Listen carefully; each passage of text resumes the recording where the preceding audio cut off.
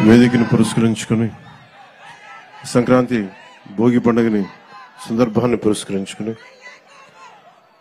అమరావతి మన రాజధాని, ఆంధ్రప్రదేశ్ రాజధాని, ఇక్కడి నుంచి రాష్ట్ర మన ప్రజలందరికీ సంక్రాంతి శుభాకాంక్షలు.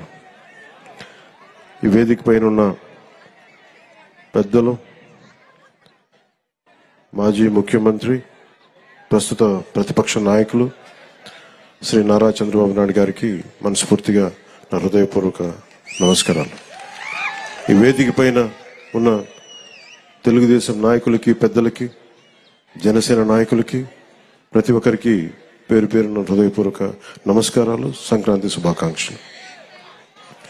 ముఖ్యంగా ఇక్కడికి వచ్చిన అమరావతికి రాజధాని కోసం, 5 కోట్ల ప్రజల రాజధాని కోసం 33,000 ఎకరాలు ఇచ్చిన ఇక్కడికి వచ్చిన రైతు కుటుంబాలకి, రైతులకి, ప్రతి ఒక్కరికి మనస్ఫూర్తిగా మీ అందరికీ నిజమైన సంక్రాంతి శుభాకాంక్షలు.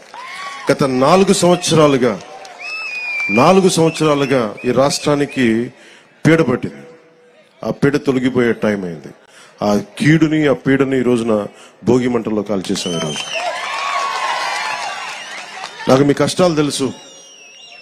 ఆ రోజున మన పార్టీ ఆఫీసుకు కూడా మీరు వచ్చి మీ మీద దాడి జరిగి చాలా అనుచితంగా, దారుణంగా మిమ్మల్ని లాఠీలతో కొట్టి రైతాంగాన్ని చాలా చాలా బాధ గురి చేసి నాకు కలిచివేస్తుంది.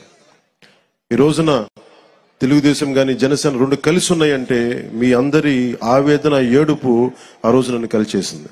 మీ ఆకాంక్షల కోసం ఇందాక మాట్లాడుతూ ఉండగా తల్లి ఎకరం ఇచ్చానన్నా, నేను ఉన్న ఎకరం కూడా పోగొట్టుకుని ఆడబిడ్డలను పెంచుకుంటా ఉన్నానంటే ఆ ఆడబిడ్డకి, ఆ అక్కకి, ఆ చెల్లికి నేను మాటిస్తున్నాను, అమ్మ మేము ఉన్నాం, మీరు ఇచ్చిన ఈ త్యాగం మేము మర్చిపోం.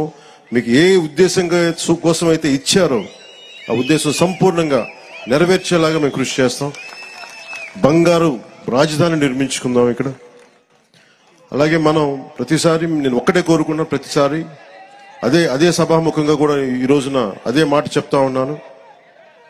ప్రతిసారి మీరు జై అమరావతి అన్నప్పుడల్లా ఒకటి గుర్తుపెట్టుకొని, మీరు ఆంధ్ర కోసం, మీరు 5 కోట్ల మంది ప్రజల కోసం మీరు ఈ రోజున రాజధాని ఇచ్చారు. జై అమరావతితో పాటు జై ఆంధ్ర నినాదాన్ని కూడా మీరు తీసుకెళ్లాల్సింది. ఎందుకంటే మీరు అన్నప్పుడల్లా మీరు ప్రజలకు తెలుస్తూ ఉంటుంది మీరు చేసిన త్యాగాలు. కేవలం జై అమరావతి అంటే ప్రజలకి, 5 కోట్ల మంది ప్రజలకి అర్థం కావట్లా.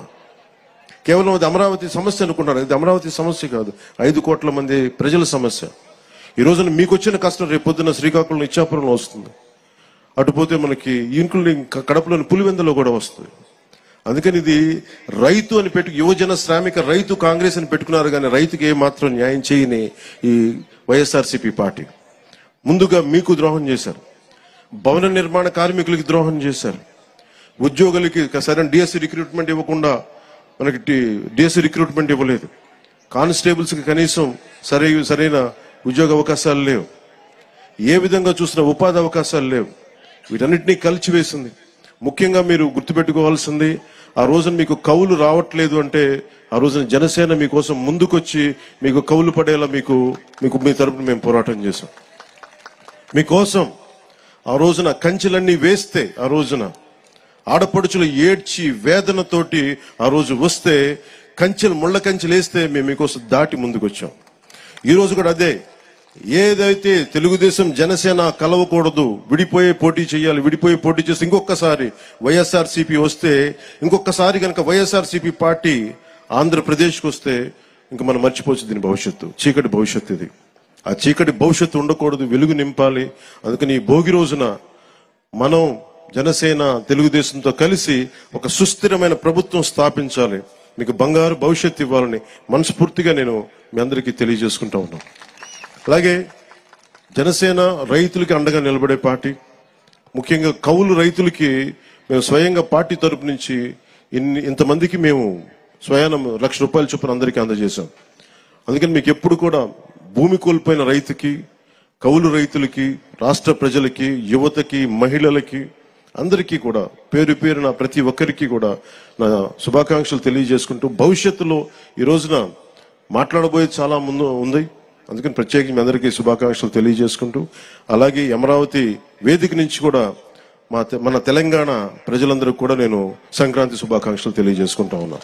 తెలుగు ప్రజలు ఎక్కడున్నా, విదేశాల్లో ఉన్నా, కర్ణాటకలో ఉన్నా, తమిళనాడులో ఉన్నా, తెలుగు ప్రజలందరికీ, భారతదేశ ప్రజలందరికీ మన అమరావతి కేంద్రం, మన రాజధాని నుంచి వారందరికీ సంక్రాంతి శుభాకాంక్షలు తెలియజేసుకుంటూ, వచ్చే సంవత్సరం జనసేన తెలుగుదేశం ప్రభుత్వం తోటి అద్భుతంగా మనందరం ఇక్కడ సంక్రాంతి జరుపుకుందామని తెలియజేసుకుంటాం. అందరికీ మనస్ఫూర్తి అభినందనలు తెలియజేసుకుంటూ, ప్రతి ఒక్కరికి పేరు పేరున ధన్యవాదాలు తెలుపుకుంటూ, ఈ సంక్రాంతి మీకు ఇది క్రాంతి, మార్పుతో కూడిన, విప్లవంతో కూడిన సంక్రాంతి. ఇది మీ అందరికీ వెలుగులు నింపాలని, కాంతితో పాటు క్రాంతి కూడా రావాలని మనస్ఫూర్తిగా కోరుకుంటూ సెలవు తీసుకున్నాను. జై ఆంధ్ర, జై భారత్, జై హింద్.